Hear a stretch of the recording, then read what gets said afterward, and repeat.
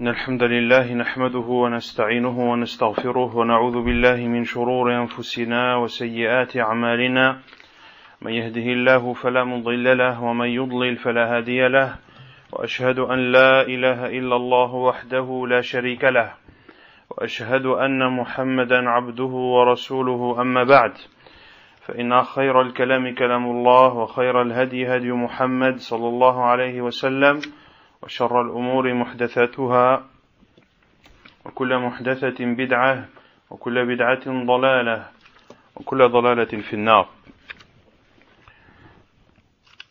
Ceci est le 41e cours, ou enfin le 22e cours, sur le livre, la traduction et les quelques commentaires du livre Al-Qawl al-Mufid fi Adillat al-Tawhid du Cheikh Mohammed ibn Abdul Wahhab al-Wasabi, hafidhahullah ta'ala. La semaine dernière, on avait entamé le chapitre de l'interdiction de porter des amulettes, des talismans ou at-tiwala que l'on avait défini la semaine dernière. ثم قال الشيخ حفظه الله تعالى فائدة ينقسم ما يعلقه الإنسان على نفسه أو غيره بقصد دفع الضر أو جلب النفع إلى قسمين. Le cheikh, qu'Allah le préserve, fait une remarque en disant que ce que portent les gens sur eux-mêmes ou ce qu'ils font porter aux autres dans le but de repousser le mal ou d'apporter un bien est de deux sortes. الأول الشرك وهو ما كان من غير القرآن والأدعية النبوية مثل العظام ولحم الخنزير والجلد والحذاء والحديد والأوراق المكتوب عليها كلام لا يعرف مثل أسماء الجن أو كان قد صور فيه الحية أو الحنش أو الحنش أو العقرب أو السيف أو كتابة حروف مقطعة أو أعداد حسابية إلى غير ذلك. وينقسم هذا إلى قسمين: شرك أكبر وهو ما اعتقد حامله فيه الضر والنفع من دون الله، وشرك أصغر وهو ما لم يعتقد حامله فيه الضر والنفع من دون الله. Donc ce que portent les gens sur eux-mêmes ou ce qu'ils font porter à autrui comme amulette, talisman ou autre dans le but de repousser un mal ou d'apporter un bien est de deux sortes. La première sorte est considérée comme du polythéisme. C'est ce qui est porté n'étant pas du Coran, ne comportant pas d'invocation rapportée par le prophète sallallahu alayhi wa sallam, comme de porter des os ou de posséder de la viande de porc, qu'Allah nous en préserve, de la peau, des chaussures, du fer, ou de porter des feuilles sur lesquelles sont inscrites des paroles inconnues ou incompréhensibles, comme celles où sont inscrites ou sur lesquelles sont inscrits les noms des djinns, ou bien des feuilles sur lesquelles sont représentés des serpents, des couleuvres, des scorpions, ou dans lesquelles sont représentés une épée, ou dans lesquelles il y a des lettres séparées qui sont inscrites, ou bien alors des chiffres également qui y sont inscrits. Donc ce qui est porté, ne comportant pas de Coran, ou ne comportant pas d'invocation du prophète sallallahu alayhi wa sallam, cela est considéré comme du polythéisme. Ensuite, ce même polythéisme est divisé en deux, comme le dit le cheikh. Il y a ce qui est porté étant considéré comme du grand polythéisme, et il y a ce qui est porté comme étant considéré du petit polythéisme. Et le cheikh dit que cela est considéré comme du grand polythéisme lorsque celui qui porte ces choses, qui ne comporte pas de Coran ni d'invocation prophétique, en pensant que c'est cette même chose qui repousse le mal ou qui apporte le bien en dehors d'Allah, alors ceci est considéré comme du grand polythéisme qui fait sortir de l'islam, wal iyadhu billah. Par contre, si la personne ne considère pas que ce sont ces choses qu'il porte qui repoussent le mal ou qui apportent le bien en dehors d'Allah, alors ceci est considéré comme du petit polythéisme. Et ce n'est pas parce que l'on dit petit polythéisme que c'est quelque chose de petit qui n'est pas grave. Non, c'est extrêmement grave. C'est au-dessus des grands péchés. Lorsque l'on dit polythéisme, l'on dit cela pour séparer du grand polythéisme qui fait sortir de l'islam et du petit polythéisme qui est un immense péché, qui est un acte très grave, mais qui ne fait pas sortir la personne de l'enceinte de l'islam. الثاني بدعة وهو ما كان من القرآن أو الأدعية النبوية مكتوبا في ورقة ثم تعلق تلك الورقة على المريض. تنبيه: وإنما قلت بدعة لأنه لم يفعله رسول الله صلى الله عليه وسلم ولا دل عليه، وقد كان المرض موجودا في زمنه والكتاب موجودين، فلما لم يفعل الكتابة ولا المحو وشرب الماء الذي محيت فيه الكتابة ولا التبخير بالورقة بعد حرقها بالنار ولا التعليق، دل على أنها لم تشرع وأن السنة القراءة المباشرة على المريض.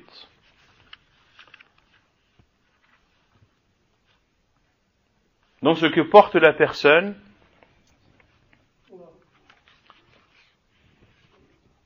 dans lequel elle pense que cela repousse le mal ou apporte un bien, on a dit que cela se divise en deux.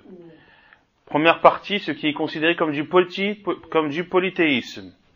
Et on a défini, lorsqu'il considère que c'est la chose en elle-même qui fait les effets, alors c'est du grand polythéisme. Lorsqu'elle ne considère pas que c'est cette chose qui repousse le mal ou apporte le bien, cela est considéré comme du petit polythéisme. Et la seconde partie, ce qui est considéré comme une innovation. Et le cheikh dit, ce qui est considéré comme innovation, c'est ce qui comporte du Coran ou des invocations prophétiques qui sont écrites sur une feuille, puis qui sont portées par le malade, dans le but de guérir. Et le cheikh explique pourquoi est-ce qu'il a utilisé le terme innovation.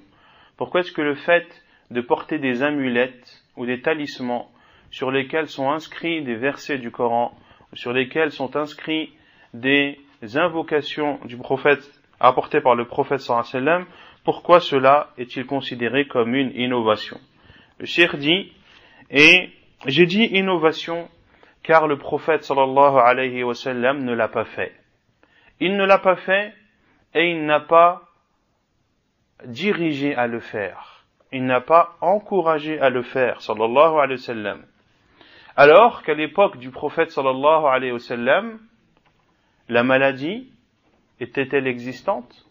Oui. Au temps du prophète sallallahu alayhi wa sallam, ceux qui écrivent et qui savaient écrire, existaient-ils? La réponse est oui.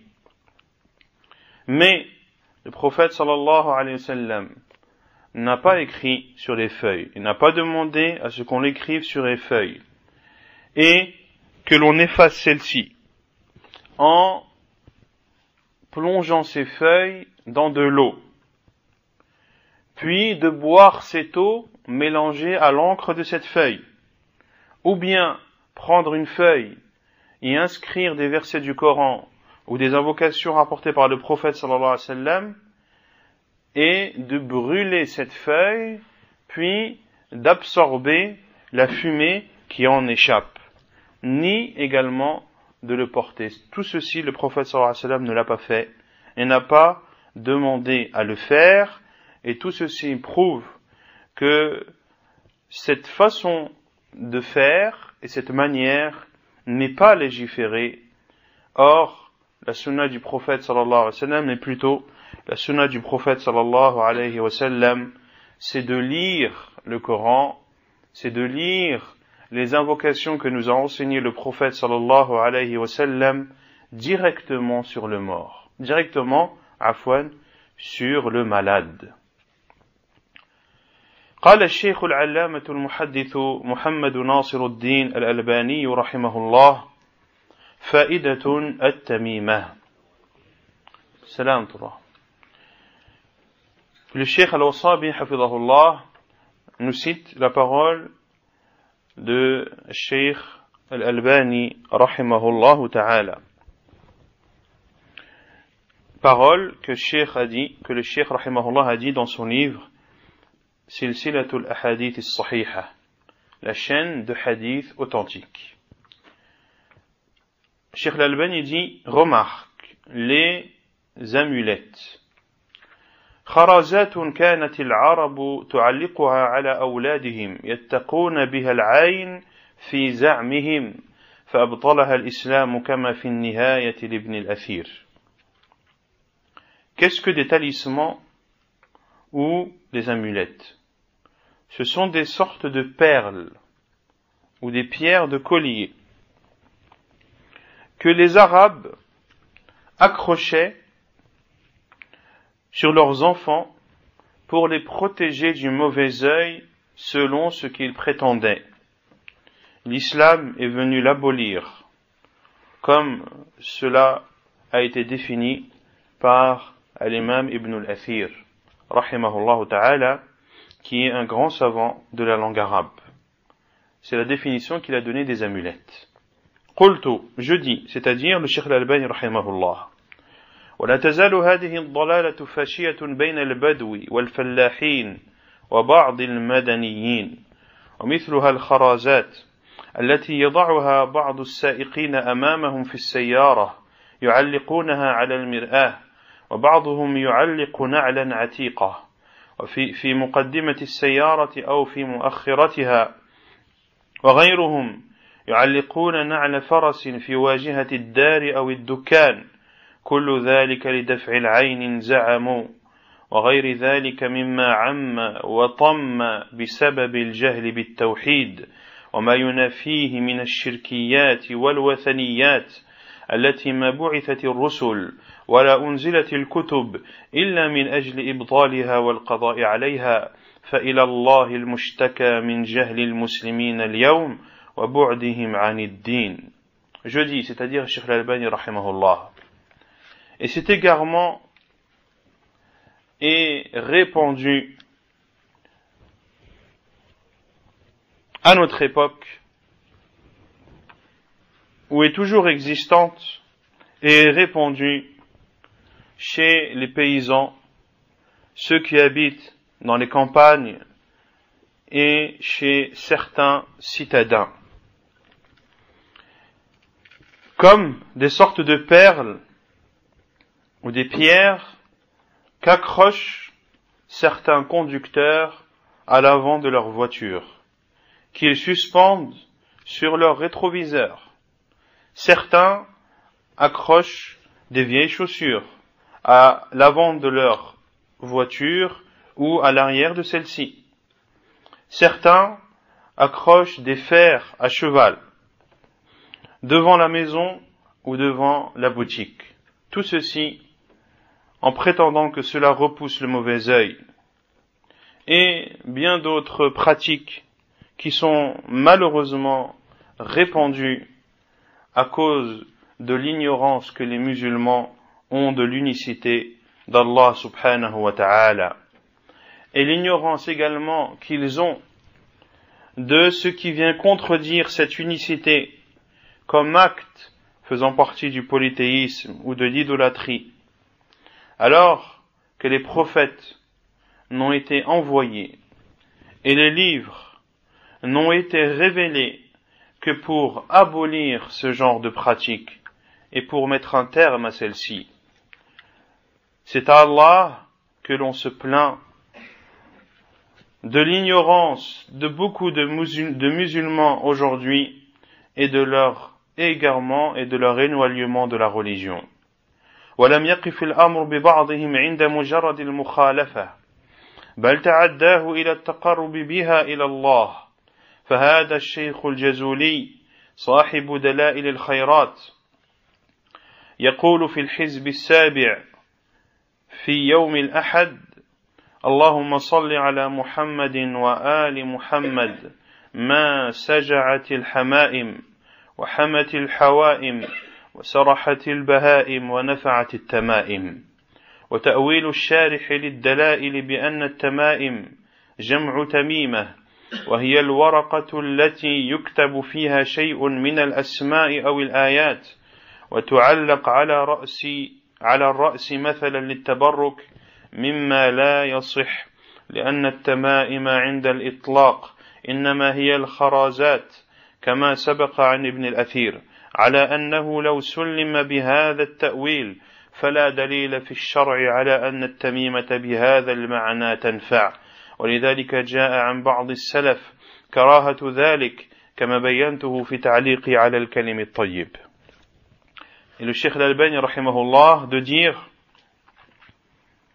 et les gens ne s'arrêtent pas uniquement à contredire les préceptes de la religion mais ils se rapprochent d'Allah à travers ses actes.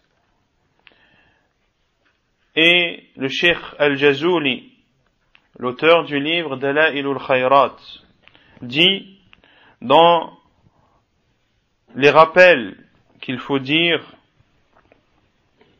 le jour du dimanche,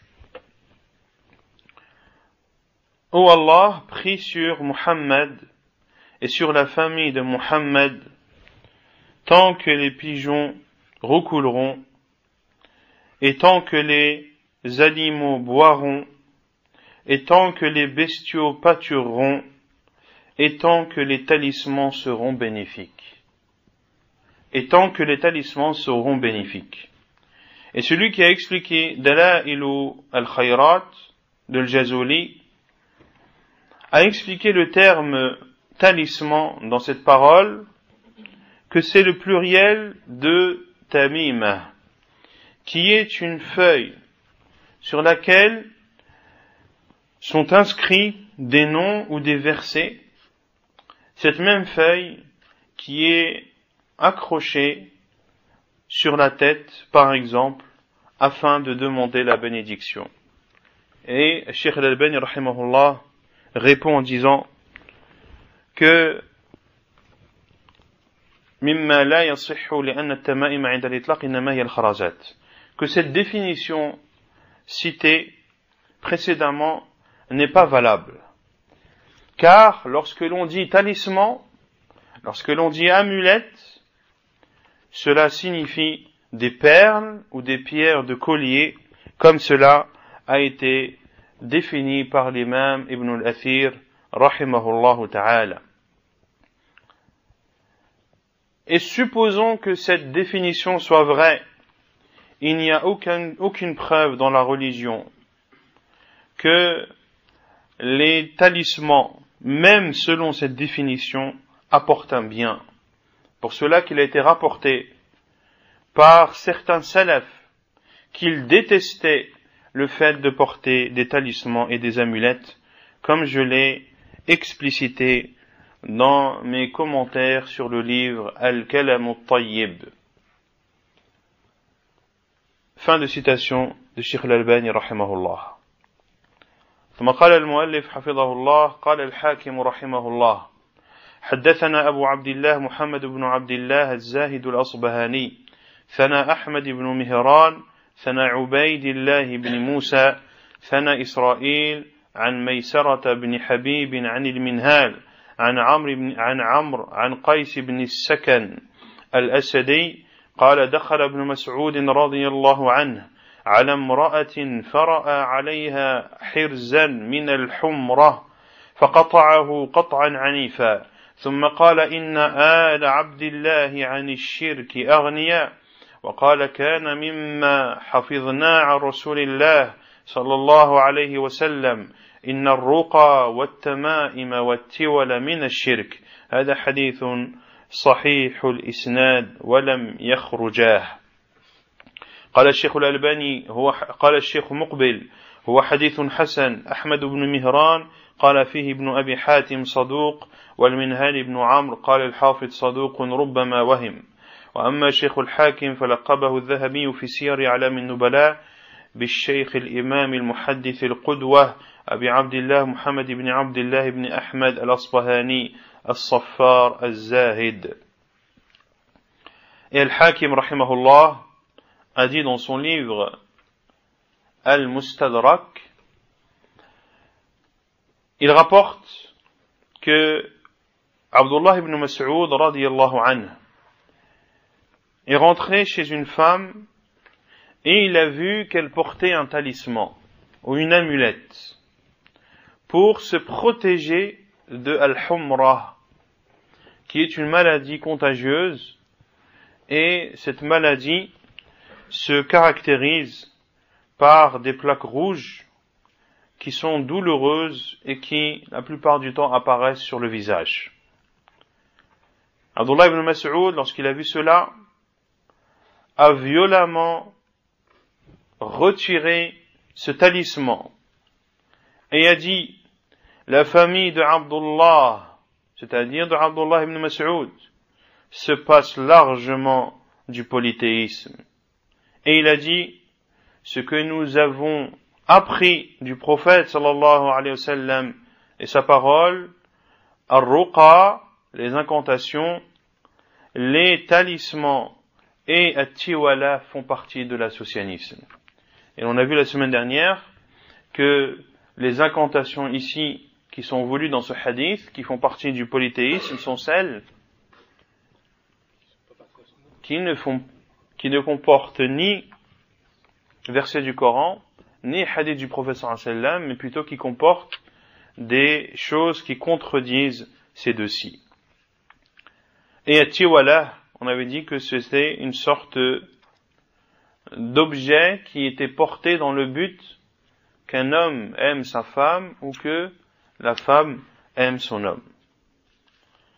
Et c'est un hadith jugé bon par Cheikh Muqbil ibn Hadi al-Wadi'i rahimahullah.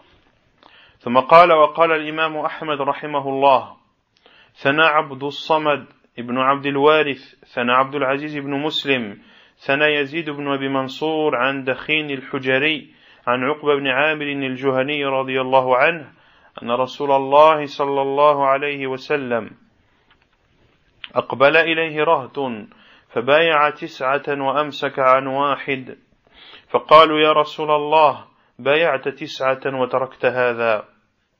قال: إن عليه تميمة. فأدخل يده فقطعها فبايعه. قال: من علق تميمة فقد أشرك. هذا حديث حسن كما في الجامع الصحيح مما ليس في الصحيحين. Et l'imam Ahmad rahimahullah rapporte dans son Musnad, selon Uqba ibn Amir al-Juhani radiyallahu anhu, qui dit que le prophète sallallahu alayhi wa sallam, un groupe d'hommes se sont dirigés vers le prophète sallallahu alayhi wa sallam pour lui prêter acte d'allégeance. Le prophète alayhi salatu wa sallam a prêté acte d'allégeance à 9 d'entre eux et s'est abstenu sur l'un, et s'est abstenu pour un. Ils ont dit: ô envoyé d'Allah, tu as prêté allégeance, ou tu as accepté le pacte d'allégeance de ces 9, et tu as délaissé celui-ci. Le prophète sallallahu alayhi wa sallam a dit: il porte une amulette. L'homme a alors rentré sa main dans sa poche et a déchiré celle-ci, et le prophète sallallahu alayhi wa sallam a dit: celui qui porte une amulette a alors commis du polythéisme. Et c'est un hadith jugé bon par Cheikh Muqbil rahimahullah dans son livre Al-Jami' al-Sahih mimma laysa fi as-sahihayn, le recueil authentique de ce qui n'est pas présent dans les 2 sahih qui sont le sahih de l'imam al-Bukhari et le sahih de l'imam Muslim. قالت اللجنة الدائمة للإفتاء: تعليق التمائم على الإنسان أو غيره من القرآن محرم في أصح قولي العلماء، وإن كان من غيره فهو أشد تحريما، وتختلف مراتب الحكم فيه باختلاف قصد صاحبه، فقد يكون شركا أكبر إذا اعتقد أن لها تأثيرا دون الله، وقد يكون شركا أصغر، وقد يكون بدعة ومعصية دون ذلك. وعلى كل حال لا يجوز فعله، ولا ينبغي الائتمام بمن يفعله أو يعلقه. وبالله التوفيق، وصلى الله على نبينا محمد وآله وصحبه وسلم. Le comité permanent des savants d'Arabie Saoudite ont émis cette fatwa en disant que de porter des talismans ou autres comportant du Coran est une chose interdite, selon l'avis le plus authentique des deux avis connus des savants. Et s'ils portent des choses qui ne comportent pas du Coran, alors l'interdiction est plus prononcée. Et le jugement de ces talismans et de ces amulettes varie et diffère en fonction de l'intention de celui qui les porte. Cela peut être du grand polythéisme, lorsque celui qui les porte considère que ces amulettes ou ces talismans ont un effet en dehors d'Allah subhanahu wa ta'ala. Le fait de les porter peut également être du petit polythéisme. Il peut être également une innovation ou une désobéissance. Mais dans tous les cas, il est interdit de le faire. Et il ne convient pas de suivre ceux qui le font ou ceux qui portent ce genre de choses. Allah Azza wa Jal est celui qui guide vers le droit chemin, et que la prière et le salut d'Allah soient sur le prophète sallallahu alayhi wa sallam, sur sa famille et sur l'ensemble de ses compagnons. Est-ce que c'est clair pour le chapitre de l'interdiction de porter des amulettes, talismans et autres? Naam.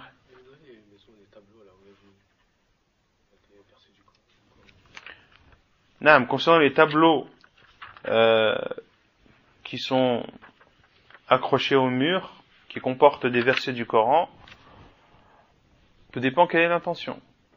Si l'intention ce sont des amulettes, alors le jugement est celui que l'on vient de citer. Si l'intention est de décorer la maison, de décorer le salon, alors nous disons, comme on dit les savants, que le Coran n'a pas été révélé au prophète sallallahu alayhi wa sallam pour embellir les murs, mais il a été révélé au prophète sallallahu alayhi wa sallam pour qu'il soit suivi. Le Coran est le livre d'Allah, la parole d'Allah Azza wa Jal, qui doit être lu, suivi et mise en pratique, et ce ne doit pas être un objet de décor. Est-ce que c'est clair? طيب. يقول المؤلف حفظه الله لا يعلم الغيب إلا الله. Puis il ouvre le chapitre, ne connaît l'invisible que Allah subhanahu wa ta'ala. قال الله تعالى قال ألم أقل لكم إني أعلم غيب السماوات والأرض وأعلم ما تبدون وما كنتم تكتمون. وقال الله تعالى وما كان الله ليطلعكم على الغيب. وقال الله تعالى وإذ قال الله يا عيسى ابن مريم أأنت قلت للناس اتخذوني وأمي إلهين من دون الله قال سبحانك ما يكون لي أن أقول ما ليس لي بحق إن كنت قلته فقد علمته تعلم ما في نفسي ولا أعلم ما في نفسك إنك أنت علام الغيوب. وقال الله تعالى قل لا أقول لكم عندي خزائن الله ولا أعلم الغيب ولا أقول لكم إني ملك إن أتبع إلا ما يوحى إلي قل هل يستوي الأعمى والبصير أفلا تتفكرون. وقال الله تعالى وعنده مفاتح الغيب لا يعلمها إلا هو. وقال الله تعالى قل لا أملك لنفسي نفعا ولا ضرا إلا ما شاء الله ولو كنت أعلم الغيب لاستكثرت من الخير وما مسني السوء إن أنا إلا نذير وبشير لقوم يؤمنون وقال تعالى فقل إنما الغيب لله. Le Cheikh Hafidahullah cite le chapitre Nul ne connaît l'invisible qu'Allah, après avoir cité les chapitres de l'interdiction de porter des amulettes, des talismans ou autres, après avoir cité le chapitre de l'interdiction de se rendre chez les devins, les astrologues ou les voyants, le Cheikh cite ce chapitre en apportant de nombreux versets dans le livre d'Allah Azza wa Jal qui viennent prouver qu'Allah subhanahu wa ta'ala est le seul qui a la connaissance de l'invisible et que toute personne qui prétend connaître l'invisible n'est qu'un menteur, n'est qu'un charlatan. Le premier verset cité par le Cheikh est la parole d'Allah Azza wa Jal dans Surat Al-Baqarah, le verset 33. Il a dit: Ne vous ai-je pas dit que je connais l'invisible, qu'il y a dans les cieux et la terre, et que je sais ce que vous montrez comme ce que vous cachez? Et Allah Azza wa Jalla a dit, en Surat Ali Imran, le verset 179, il ne fait pas partie de la sagesse d'Allah de dévoiler l'invisible à ses serviteurs, selon le sens du verset. Et Allah Azza wa Jalla a dit dans Surat Al-Ma'idah, le verset 116, lorsqu'il s'est adressé à Isa alayhi salam, Allah Azza wa Jalla a dit, selon le sens, et lorsqu'Allah a dit ô Isa, ô Jésus, fils de Marie, est-ce toi qui as dit aux gens, prenez-moi et ma mère comme deux divinités en dehors d'Allah? Isa alayhi salam a répondu, gloire et pureté à toi, il ne m'appartient pas de dire ce qui n'est pas vrai. Si je l'avais dit, tu l'aurais su, car tu sais ce qu'il y a en moi, et je ne sais pas ce qu'il y a en toi, et tu es le connaisseur de l'invisible. Et Allah Azza wa Jalla dit dans Surat Al-An'am, les bestiaux, le verset 50, dis, c'est-à-dire dis ô Muhammad, je ne vous dis pas que je détiens les trésors d'Allah, ni que je connais l'invisible, et je ne vous dis pas que je suis un ange. In attabi'u illa ma yuha ilay. Je ne suis que ce qui m'est révélé. Qul hal yastawi al-a'ma wal-basir afala tatafakkarun. Dis, l'aveugle et le voyant sont-ils égaux? Ne raisonnez-vous donc pas? Ici, le prophète sallallahu alayhi wa sallam, Allah Azza wa Jalla lui ordonne de dire qu'il ne connaît pas l'invisible. Si le prophète alayhi salatu wa sallam, qui est la meilleure des créatures d'Allah Azza wa Jalla, ne connaît pas l'invisible, comment des personnes qui n'arrivent même pas à la cheville du prophète sallallahu alayhi wa sallam peuvent-ils prétendre connaître l'invisible? Et Allah Azza wa Jalla a dit dans Surat Al-An'am, le verset 59, il détient les clés de l'invisible. Nul ne les connaît sauf lui. Il ne détient, c'est-à-dire Allah subhanahu wa ta'ala. C'est le seul à détenir les clés de l'invisible. Et Allah Azza wa Jalla dit dans Surat Al-A'raf, le verset 188, toujours, en parlant à son prophète sallallahu alayhi wa sallam, dit, je ne possède pour moi-même, je ne peux pour moi-même, ni bien, ni mal, sauf ce qu'Allah veut. Et si je connaissais l'invisible, j'aurais alors beaucoup de biens, beaucoup d'objets, beaucoup de choses abondantes, et aucun mal ne m'aurait touché. Aucun mal ne m'aurait touché. je ne suis qu'un avertisseur et un annonciateur pour des peuples qui croient, pour un peuple qui croit. En ce verset également, le prophète sallallahu alayhi wa sallam dit qu'il ne peut pas pour lui de bien ou de mal, sauf ce qu'Allah azza wa jal veut. Et que s'il connaissait l'invisible, alors le prophète sallallahu alayhi wa sallam aurait eu énormément de bien en abondance et aucun mal ne l'aurait touché. Et Allah azza wa jal a dit dans Surat Yunus, le verset 20, dit l'invisible revient à Allah subhanahu wa ta'ala. وقال نوح عليه السلام ولا أقول لكم عندي خزائن الله ولا أعلم الغيب ولا أقول إني ملك. وقال تعالى ولله غيب السماوات والأرض وإليه يرجع الأمر كله فاعبده وتوكل عليه وما ربك بغافل عما تعملون. وقال جل جلاله وعظم سلطانه قل الله أعلم بما لبثوا له غيب السماوات والأرض. وقال جل وعلا سبحان الله عما يصفون عالم الغيب والشهادة فتعالى عما يشركون. وقال الله تعالى قل لا يعلم من في السماوات والأرض الغيب إلا الله وما يشعرون أيان يبعثون. Et Allah Azza wa Jal, et Nuh alayhi salam a dit, comme nous l'informe Allah Azza wa Jal dans Surat Hud, et vous remarquez que le cheikh ici nous cite tous les versets dans le livre d'Allah Azza wa Jal qui montrent qu'Allah Azza wa Jal est le seul détenteur de l'invisible. Et il cite les versets dans l'ordre chronologique ou dans l'ordre du Mus'haf, en commençant par Surat al-Baqarah et en descendant. Dans Surat Hud, le verset 31, Allah Azza wa Jal dit, en parlant de Nuh, Wala aqulu lakum, et je ne vous dis pas que je détiens, que je possède les trésors d'Allah, ni que je ne connais l'invisible, ni que je suis un ange. Et Allah Azza wa Jal a dit dans Surat Hud, le verset 123,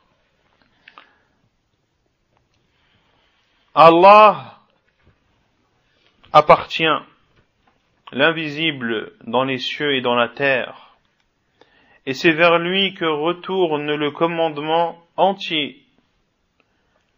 Adore-le et place ta confiance en lui, car ton Seigneur n'est pas indifférent de ce qu'ils font. Et Allah Azza wa Jalla a dit dans Surat Al-Kahf, la caverne, le verset 26, Allah sait parfaitement combien de temps ils sont restés, en parlant de Ashab al-Kahf. Allah Azza wa Jal sait parfaitement combien de temps ils sont restés. À lui, lahu ghaybu as-samawati wal ard. À lui appartient l'invisible présent dans les cieux et dans la terre. Et Allah Azza wa Jal a dit dans Surat al-Mu'minun, versets 91 et 92, Gloire à Allah Azza wa Jal. Il est supérieur à tout ce qu'ils décrivent. Il est parfaitement connaisseur de l'invisible et de ce qui paraît et du visible. Il est bien au-dessus de ce qu'il adore en dehors de lui. Et Allah Azza wa Jal a dit dans Surat An-Naml, وقال الله تعالى قل لا يعلم من في السماوات والأرض الغيب إلا الله وما يشعرون أيان يبعثون. وقال الله تعالى إن الله عنده علم الساعة وينزل الغيث ويعلم ما في الأرحام وما تدري نفس ماذا تكسب غدا وما تدري نفس بأي أرض تموت إن الله عليم خبير. وقال تعالى ذلك عالم الغيب والشهادة العزيز الرحيم.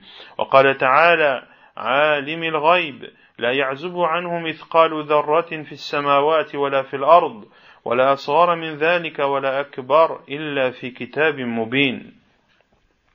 Allah Azza wa Jalla dit dans Surat les fourmis, le verset 65, dit, ne connaît l'invisible dans les cieux et la terre qu'Allah, et ils ne savent pas quand est-ce qu'ils seront ressuscités. Ainsi, ceux qui prétendent connaître l'invisible, qu'ils nous disent alors quand est-ce que le jour du jugement va arriver. Et Allah Azza wa Jalla dit dans Surat Luqman, le verset 34, Allah détient la science de l'heure. Il fait descendre la pluie et il sait ce qu'il y a dans l'utérus. Et une âme ne sait pas ce qu'elle possédera demain. Et une âme ne sait pas dans quelle terre elle mourra. Allah est omniscient et parfaitement connaisseur. Et il dit subhanahu wa ta'ala dans Surat As-Sajdah, Surat la prosternation, le verset 6, c'est lui le connaisseur du monde de l'invisible et du visible, le tout-puissant, le très miséricordieux. Et Allah Azza wa Jalla dit dans Surat Saba, le verset 3, le connaisseur de l'invisible. Rien ne lui échappe, même si cela est comparable au poids de la plus petite particule dans les cieux et la terre, ni plus petit que cela, ni plus grand, sans que cela soit inscrit dans un livre explicite. وقال الله تعالى فلما قضينا عليه الموت ما دلهم على موته إلا دابة الأرض تأكل من سأته فلما خر تبينت الجن أن لو كانوا يعلمون الغيب ما لبثوا في العذاب المهين وقال الله تعالى قل إن ربي يقذف بالحق علام الغيوب وقال تعالى قل اللهم فاطر السماوات والأرض عالم الغيب والشهادة أنت تحكم بين عبادك فيما كانوا فيه يختلفون وقال تبارك وتعالى هو الله الذي لا إله إلا هو عالم الغيب والشهادة هو الرحمن الرحيم وقال الله تعالى عالم الغيب فلا يظهر على غيبه أحدا إلا من ارتضى من رسول فإنه يسلك من بين يديه ومن خلفه رصدا ليعلم أن قد أبلغوا رسالات ربهم وأحاط بما لديهم وأحصى كل شيء عددا. Et Allah Azza wa Jalla dit dans Surat Saba, le verset 14, et lorsque nous avons prescrit sur lui la mort, ne l'ont informé de celle-ci qu'une bête de la terre qui mangeait de sa canne. Et lorsqu'il s'écroula, il est alors apparu aux djinns que s'il connaissait l'invisible, il ne serait pas resté dans le châtiment humiliant ou dans le supplice humiliant. Ce verset 14 de Surat Saba, Allah Azza wa Jalla nous parle ici de la mort de qui? De Sulayman alayhi salam.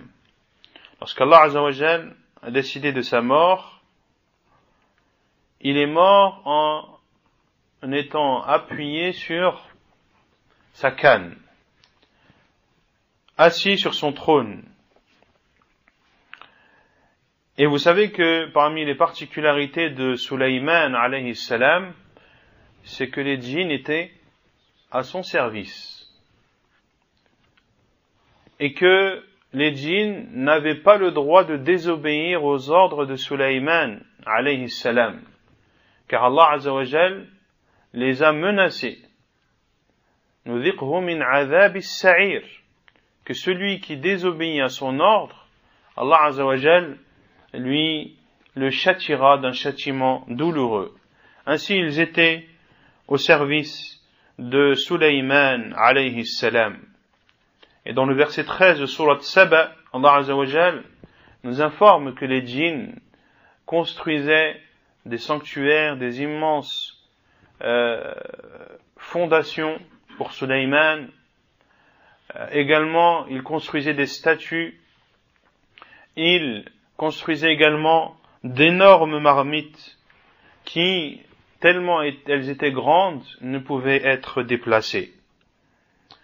Les djinns étaient au service de Sulayman alayhi salam Et toutes ces tâches n'étaient pas des tâches simples pour eux, elles étaient fatigantes et gênantes. Et lorsqu'ils passaient devant Sulayman alayhi salam, eh bien, ils savaient qu'ils devaient faire ce qu'ils avaient à faire et qu'il n'y avait pas possibilité de négocier ou de remettre en cause ses ordres. Ainsi, il passait devant Sulayman et le voyait appuyé sur sa canne, le pensant vivant, alors qu'il était mort, alayhi salam. Et certains savants ont dit que ceci a duré une année.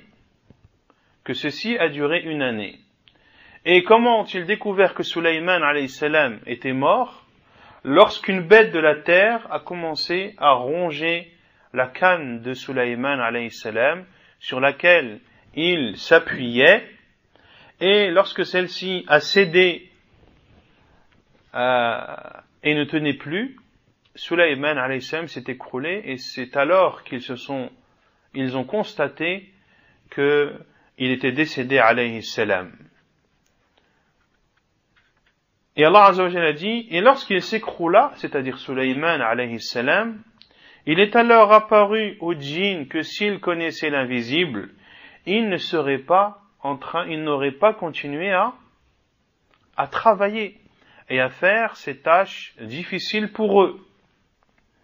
S'ils connaissaient l'invisible, l'une des premières choses qu'ils auraient su aurait été que Sulayman alayhi salam est décédé, et donc ils auraient arrêté de suite de faire toutes ces tâches difficiles. Mais, parce qu'ils ont continué à faire ces tâches difficiles, malgré la mort de Sulayman alayhi salam, cela prouve qu'ils ne connaissaient pas l'invisible. Et Allah Azza wa Jal a dit, en sourate Saba, le verset 48, dit, mon Seigneur envoie, c'est-à-dire ses prophètes par la vérité, le connaisseur de l'invisible. Et Allah Azza wa Jal a dit également, en sourate Az-Zumar, le verset 46, dit, ô Allah, le créateur des cieux et de la terre, le connaisseur de l'invisible et du visible, c'est toi qui juges entre tes serviteurs sur ce sur quoi ils ont divergé.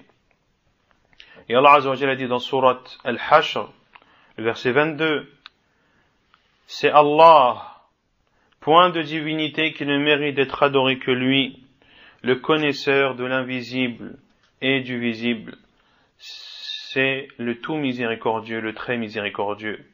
Et Allah Azza wa Jalla a dit dans sourate Al-Jinn, les versets 26 à 28, le connaisseur de l'invisible, فَلَا يُظْهِرُ عَلَى غَيْبِهِ أَحَدًا, il ne dévoile son mystère à personne, sauf à ceux qu'il agrée. Parmi les prophètes, il fait précéder de devant et par derrière de gardiens protecteurs. Et on avait expliqué ce verset la semaine dernière, qu'Allah Azza wa Jal donne une partie de l'invisible à qui il veut parmi ses prophètes et envoyés alayhimus salam. Mais qu'Allah Azza wa Jal, lorsqu'il révèle une chose à ses prophètes et envoyés, sa révélation est protégée par des anges. Ainsi, personne ne peut intercepter une révélation qu'Allah Azza wa Jal ferait à l'un de ses prophètes ou à son prophète Muhammad sallallahu alayhi wa sallam. Car on a vu la semaine dernière le hadith où les compagnons ont dit, ô envoyé d'Allah, en parlant des devins et des voyants, ô envoyé d'Allah, mais il y a des choses qu'ils disent qui sont vraies. Et le prophète sallallahu alayhi wa sallam a répondu que ce sont des djinns, des shayatins, des diables, des démons qui volent une parole des cieux et ils y ajoutent plus de 100 mensonges. Ils y ajoutent plus de 100 mensonges. Et ainsi sont les sorciers, les devins, les voyants qui rapportent une infime partie de vérité. pour faire croire à ceux qui les consultent et à ceux qui leur rendent visite qu'ils connaissent l'invisible. Ils ne connaissent pas l'invisible. Ce sont des djinns avec qui ils ont des pactes et le plus souvent, ils doivent satisfaire ces djinns pour que ceux-ci leur apportent les informations qu'ils désirent en faisant des actes de mécréance wal'iyadhu billah, en faisant des actes humiliants pour eux et des actes qui les font sortir de l'islam wal'iyadhu billah. Ainsi, il ne faut pas être dupé par les paroles des sorciers, des devins, des voyants, même si dans leurs paroles il y a une infime part de vérité, mais comme l'a dit le prophète sallallahu alayhi wa sallam, elle est entourée et on a ajouté à celle-ci plus de 100 mensonges. Quant à la révélation qu'Allah Azza wa Jal fait à un de ses prophètes ou envoyés, elle est protégée par des anges, ainsi elle ne peut être interceptée par quiconque, ni par un être humain, ni par un djinn, parmi les démons ou autres. وَالْأَدِلَّةُ مِنَ السُّنَّةِ كَثِيرًا. Puis après avoir cité les versets dans le Coran qui prouvent qu'Allah Azza wa Jalla est le seul connaisseur de l'invisible, et les versets sont nombreux, comme vous avez pu l'entendre, le cheikh cite ensuite les preuves dans la sunna du prophète sallallahu alayhi wa sallam, et ainsi sont les gens de la vérité. Ils ont pour preuve les versets dans le livre d'Allah et les hadiths authentiques dans la sunna du prophète sallallahu alayhi wa sallam, car ce sont les deux choses qui, lorsque le musulman y est cramponné, est persuadé d'être sur la vérité et d'être sur le chemin unique qui emmène au paradis.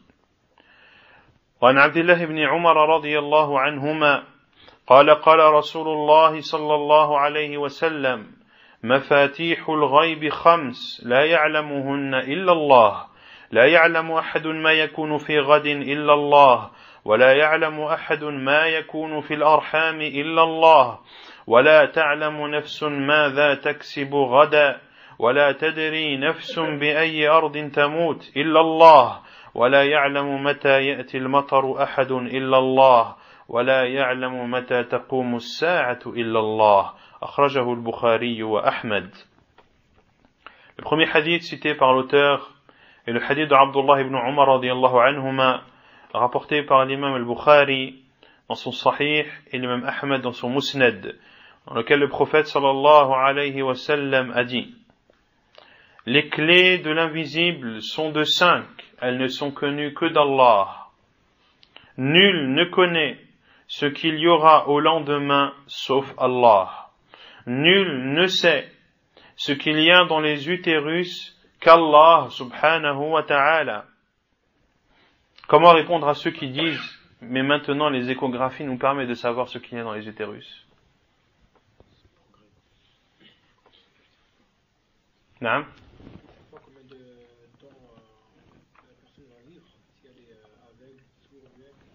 Mais ils savent ce qu'il y a.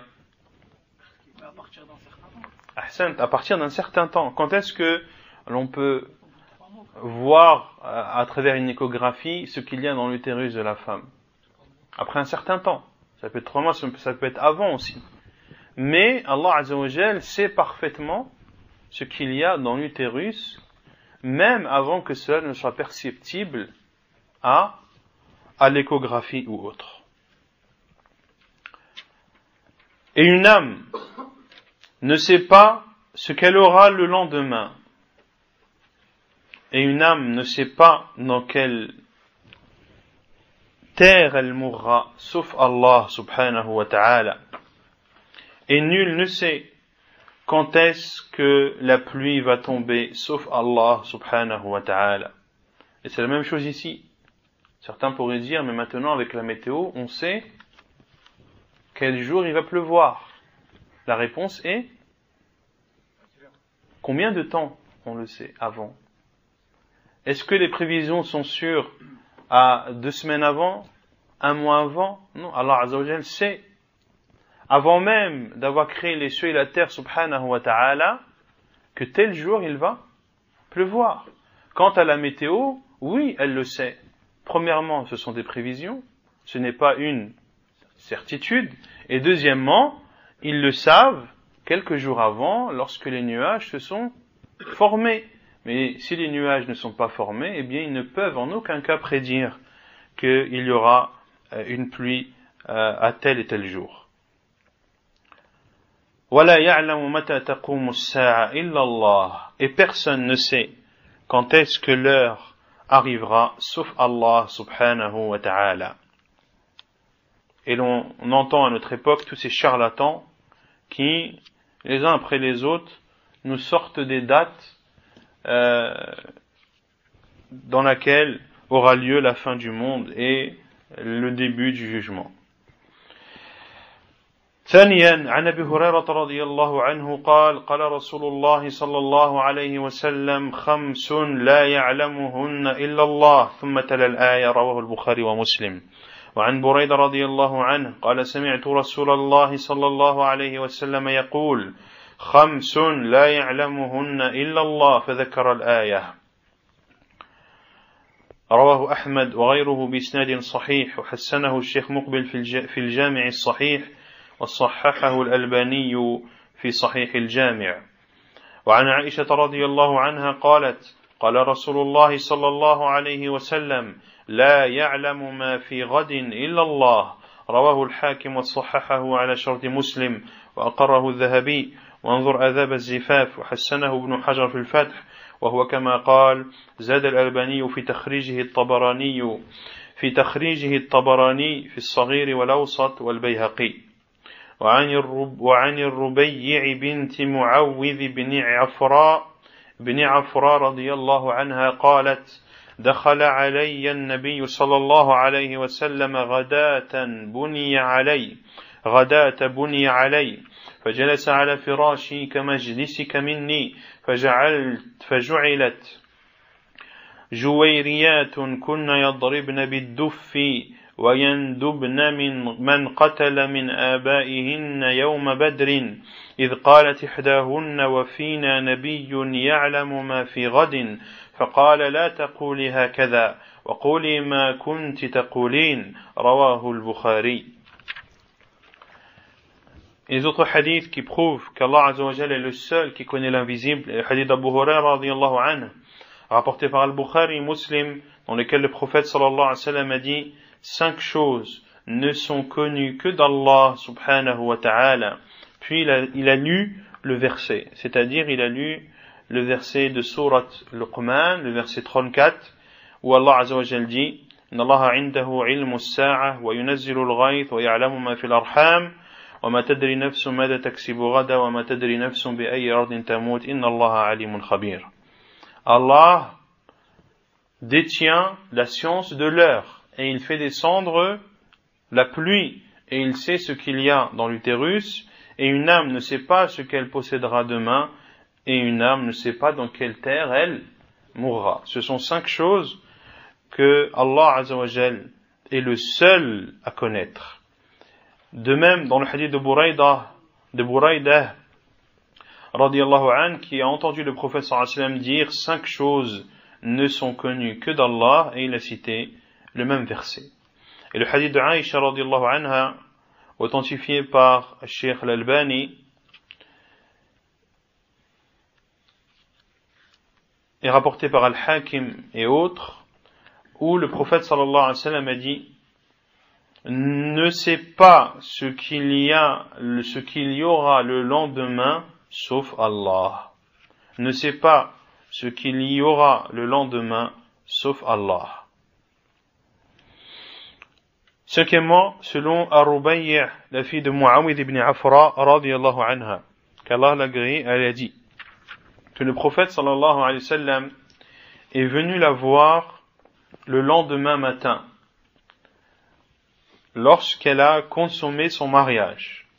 Le prophète sallallahu alayhi wa sallam est parti la voir et s'est assis sur son lit comme celui à qui elle rapporte ses faits s'était assis, et des petites filles qui tapaient sur des tambourins sont venues. et chantaient en faisant l'éloge de leur père qui avait succombé lors de la bataille de Badr.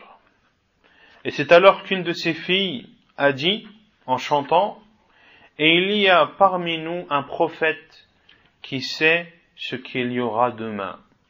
Et le prophète sallallahu alayhi wa sallam a dit, ne dis pas cela. Ne dis pas cela, mais dis plutôt ce que tu disais auparavant. C'est-à-dire, ne dis pas cette parole, à savoir qu'il y a parmi nous un prophète qui sait ce qu'il y a le lendemain, car cela n'est pas vrai.